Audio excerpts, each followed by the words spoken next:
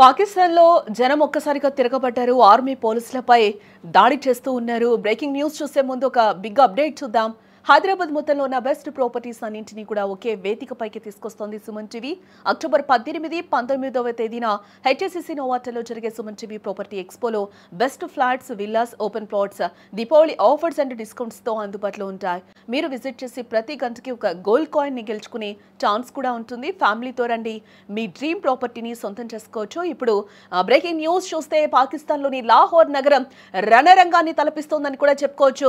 Israel కు వ్యతిరేకంగా TLP అనే ఇస్లామిక్ పార్టీ చేపట్టిన భారీ ర్యాలీ హింసాత్మకంగా మారిందని కూడా మనం చెప్పుకోవచ్చు. పోలీసులకు నిరసనకారులకు మధ్య ఘర్షణలు తీవ్ర ఉద్రిక్తతకు దారితీస్తున్నాయి. ఆ విజువల్స్ కూడా మనం ఒకసారి సుమన్ టీవీ స్క్రీన్ మీద కూడా చూడొచ్చు.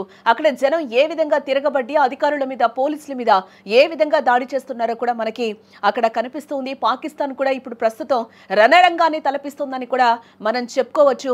ఈ నేపథ్యంలోనే పోలీసులు, సైనికులపై జనం ఒక్కసారిగా కూడా అక్కడ తిరగబడిన సిచ్యువేషన్స్ అయితే మనకి కనిపిస్తూ ఉన్నాయి. క్లియర్ గా విజువల్లో కూడా పాక్ సైన్యం పోలీసులు జరిపిన కాల్పుల్లో ఇప్పటి వరకు కూడా దాదాపుగా 300 మందికి పైగా పౌరులు మృతి చెందినట్టుగా కూడా మనకి సమాచారం అయితే అందుతుంది. దీంతో ఆగ్రహంతో ఉన్న జనం ఒక్కసారిగా కూడా అందరూ అక్కడ రోడ్ ఎక్కడం జరిగింది. రోడ్లపై కనిపించిన పోలీసులు, ఆర్మీపై ఒక్కసారిగా జనం తిరగబడ్డారు. వారిపై దాడి చేస్తున్నారు. ప్రజల ఆగ్రహంతో చేసేది ఏం లేక పరుగులు పెడుతున్నారు. అక్కడ సైన్యం కూడా మనం ఆ విజువల్స్ లో కూడా మనకి క్లియర్ గా కనిపిస్తూ ఉంది. పాకిస్తాన్ కూడా ఒక రణరంగాన్ని తలపిస్తుంది.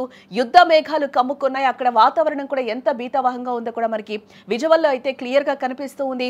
ఈ నేపథ్యంలోనే పోలీసుల మీద, అలాగే ఆర్మీ మీద కూడా ఒక్కసారిగా అక్కడ జనం తిరగబడిన సిచ్యువేషన్స్ అయితే మనకి క్లియర్ గా కనిపిస్తూ ఉన్నాయి. ఒకరికొకరు రాళ్లు రువ్వుకోవడం కూడా అక్కడ మనకి కనిపిస్తుంది. ఎక్కడికక్కడ యుద్ధ వాతావరణం అయితే కనిపిస్తూ ఉంది. ఆకాశం కూడా ఒక రకమైన పొగను కమ్మేస్తున్నట్టు కూడా మనకు అక్కడ కనిపిస్తూ ఉంది. విజువల్లో కూడా లాహోర్లో యాంటీ ఇజ్రాయెల్ ఆందోళన హింసాత్మకంగా మారిందని కూడా ఈ సందర్భంగా మనం చెప్పుకోవచ్చు. టీఎల్పీ కార్యకర్తలపై పోలీసులు దాడి చేయడంతో పరిస్థితి అక్కడ ఒక్కసారిగా కూడా ఉద్రిక్తంగా మారిపోయింది.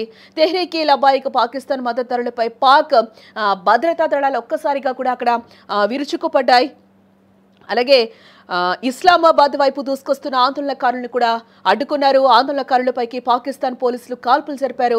ఆ ఘర్షణలో ఆఫీసర్తో పాటు అనేక మంది నిరసనకారులు మరణించినట్లు కూడా మనకి తెలుస్తూ ఉంది. కాల్పులో టీఎల్పీ చీఫ్ సహా పలువురు ఆందోళనకారులు మృతి చెందారు. లాహోర్ సమీపంలో ఈ ఆందోళన జరిగింది. పంజాబ్ పోలీస్ చీఫ్ ఉస్మాన్ అన్వర్ మాట్లాడుతూ కూడా భద్రతా దళాలపై ఆందోళనకారులు ఫైరింగ్ జరిపినట్లుగా కూడా ఆయన చెప్తూ ఉన్నారు. దీంతో ఓ ఆఫీసర్ మృతి చెందినట్లుగా కూడా చెప్పారు.